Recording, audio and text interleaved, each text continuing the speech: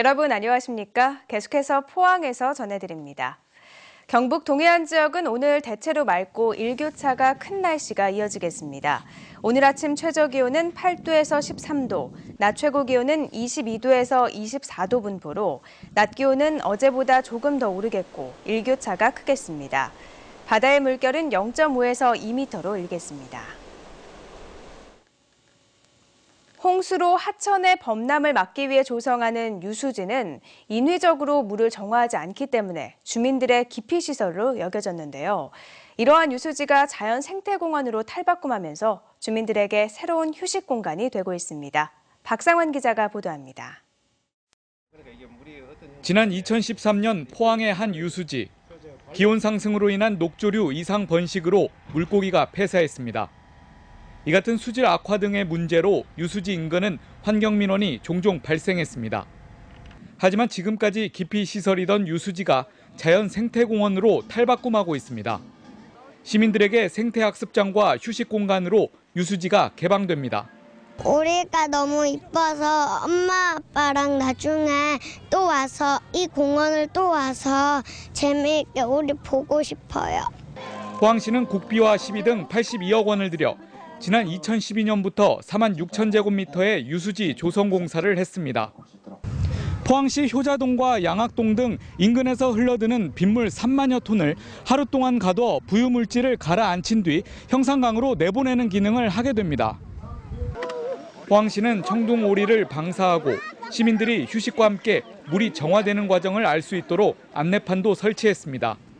원래 목적의 유수지 역할에다가 생태학습지, 또 형산강 수질 개선의 그런 세 가지 효과를 한꺼번에 거둔과 동시에 우리 주변을 지나는 시민들이 아름다운 우리 이 유수지의 풍광도 같이 볼 수 있기 때문에. 한편 유수지 내 편의시설이 부족하다는 지적에 대해 포항시는 유수지의 특성상 수위가 일정하지 않아 시설 설치가 어렵다며 재난 방지가 주 목적이라고 설명했습니다. MBC 뉴스 박상환입니다.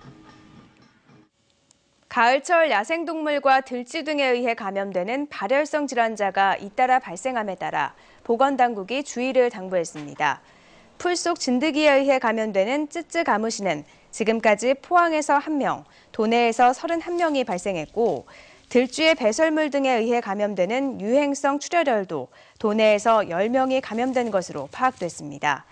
보건당국은 특히 야생동물에 의해 감염되는 렙토스피라증과 찝쯔가무시는 예방 백신이 없다며 야외 활동 시 피부가 노출되지 않도록 긴 옷을 입는 등 주의를 당부했습니다. 앞으로 관급공사에서 최저가 낙찰제가 사라지고 대신 종합심사제가 도입됩니다. 종합심사제는 건설사의 공사 수행 능력과 사회적 책임 등을 종합평가하는 것으로 내년 초부터 도입될 예정입니다. 가장 낮은 공사비를 써낸 업체를 사업자로 정하는 최저가 낙찰제의 경우 예산 사용 효율성은 높았지만 지나친 가격 경쟁 때문에 부실 공사와 산업재해 증가 등의 부작용이 뒤따라 개선을 요구하는 목소리가 높았습니다. 경북 지역의 농업인은 많이 줄고 있고 평균 연령은 많이 높아지고 있는 것으로 나타났습니다. 동북지방통계청이 발표한 지난 10년간 경북 농업 변화상에 따르면 지난해 기준 농가 인구는 44만 6천여 명으로 10년 전보다 16.8% 줄었고 가구 수도 9.5% 줄었습니다. 농가 가운데 2인 가구 비중이 53.7%로 가장 높았고 70세 이상 경영주 비중은 41.4%를 기록해 10년 전에 비해 16.4%포인트 늘어 고령화가 급속히 진행되고 있습니다. 경지 규모가 5헥타르 이상인 농가는 4천 가구로 9년 전보다 34% 늘었고 벼 재배 농가 비중은 34.4%로 10년 전보다 5.4%포인트 줄어든 반면 과수 재배 농가는 4.5%포인트 늘었습니다.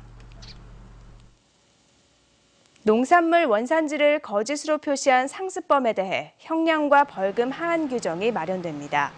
농림축산식품부는 최근 이른바 원산지 표시법 개정안을 입법 예고하고 원산지 거짓 표시로 형이 확정된 후 5년 안에 다시 거짓 표시를 한 상습범에 대해 1년 이상 10년 이하의 징역이나 500만 원 이상 1억 5천만 원 이하의 벌금에 처하도록 했습니다.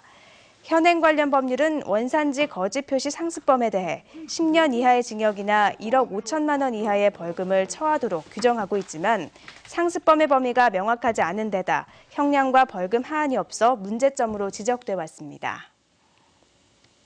이상으로 MBC 뉴스를 마칩니다. 고맙습니다.